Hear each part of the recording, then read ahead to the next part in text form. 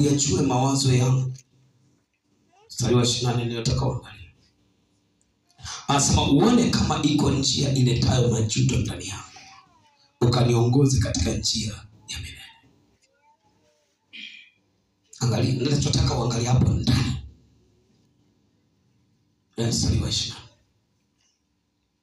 Anasema ya Bwana ukanijaribu, ujue moyo wangu. Hapa anasema unichunguze, uone kama ndani yangu iko njia iletayo majuto. Majuto ya mtu huwa yanaanzia ndani.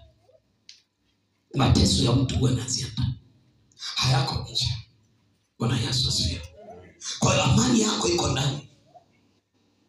Hicho unachokiona nje kimeanzia ndani. Na ndio maana unapoishi ndani ya Kristo, Kristo anaanzia ndani yako, anatoka nje. Na ndio maana Mungu alianza ndani ya Kristo, anasema Baba akae ndani yako. Alianzia ndani, akaufanya mwili ufanye kile ambacho Mungu anapenda. Kwa ukiruhusu kilichoko ndani kina nguvu ya kusababisha matokeo ya nje. Matokeo yako ya nje yanategemea nguvu inayoanzia ndani yako. Mafanikio yako ya nje yanategemea nguvu inayoanzia ndani. Na ndio maana sema Bwana nichunguze. Uchunguze moyo wangu, ujue kama ndani yangu iko njia iletayo majuto, ukaniongoze katika njia ya milele. Kwa nini? Kwa sababu alianza kuikataa ndani yake baada ya kuona anakutana na magumu, baada ya kuona anakutana na vitu ambavyo yeye hakuvitarajia, baada ya kuona anakutana na mipango ambayo yeye hakuipanga. Akasema unichunguze, uone kama iko njia ndani yangu iletayo majuto, iletayo majuto.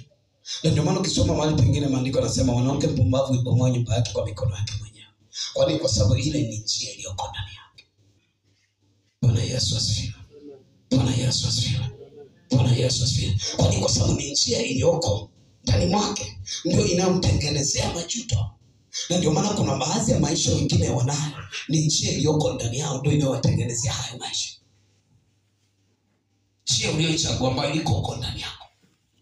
Kwa sababu moyo wa mtu ni siri, na ndio njia ya mafanikio, na ndio njia ya kutokufanikiwa. Bwana Yesu asifiwe. Bwana Yesu asifiwe. Haleluya. Angalia, anasema ndani yangu. Kwa hiyo mafanikio, na ndio maana mafanikio ambayo huyapati, maana ndani yako kuna vifungo vilivyo kufunga wewe. Hujafungwa nje, umefungwa ndani. Na ndio maana unaweza kusema mtu huyu amefungwa. Amefungwa wapi? Ndani. Ndio maana hana nguvu ya kufanya anachotakiwa kufanya. Kwa hiyo hakikisha unafanya kazi ya kujifungua huko ndani. Unafanya kazi ya kuomba, gereza la huko ndani likuachie. Na ndio maana unaweza ukaomba hapa lakini upo gerezani. Kila siku mtu anaishi afadhali ya jana. Kwa nini? Kwa sababu uko gerezani. Hujafungwa nje, umefungwa ndani. Leo unajiona unaweza ukaenda sijui Dar es Salaam, unaweza ukaenda Mwanza, unaweza ukaenda Arusha, unaweza ukaenda sijui Marekani, sijui unaenda ukaenda sijui Ulaya, lakini unajikuta hauna mafanikio.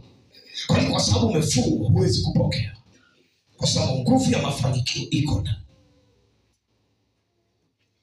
Na ndio maana Yesu anasema nikikaa ndani yenu, ombeni mtakalo lote nanyi mtafanikiwa.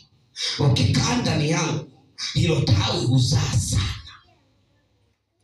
Kama bila kukaa ndani, maana uzao unaanzia ndani. Hakuna mimba inayotungishwa nje.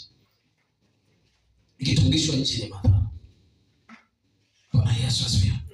Bwana Yesu asifiwe. Kwa hiyo mtoto yote anayezaliwa anaanza ndani, ndio anakuja nje. Mafanikio yoyote unayoyataka yanaanzia ndani, hayaanzi nje. Kwa hiyo usije ukaanza kupanga mipango yako huko nje, ukawa umemwacha wa ndani. Ukimwacha wa ndani, umezuia mafanikio yako. Bwana Yesu asifiwe. Ukiwa umeshika sadaka yako, sema Mungu Baba, ninajipatanisha na ile neema yako ya ndani. Maana umesema ilipo sadaka ya mtu ndipo na roho yake itakapo.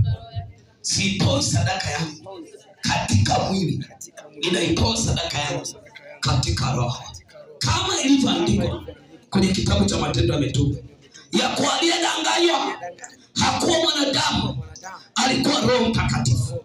Alikuwa Roho Mtakatifu. Kwa kuwa Anania na Safira hawakutoa matoleo yao kwa mwanadamu, walitoa kwa roho. Walitoa kwa roho. Nami mchana wa leo ninakuja na sadaka yangu katika ulimwengu wako wa ndani, katika ulimwengu wako wa roho, usioonekana katika mwili, usiotambulika katika mwili, usiojulikana katika mwili, unajulikana walioko rohoni. Nami mchana wa leo ninaipatanisha sadaka yangu na ndani yako na ulimwengu wako wa roho, kwa jina la Yesu, kwa damu ya Yesu, kwa damu ya Yesu, kwa damu ya Yesu, kwa damu ya Yesu, kwa damu ya Yesu, kwa damu ya Yesu. Zungumza na Yesu sadaka yako.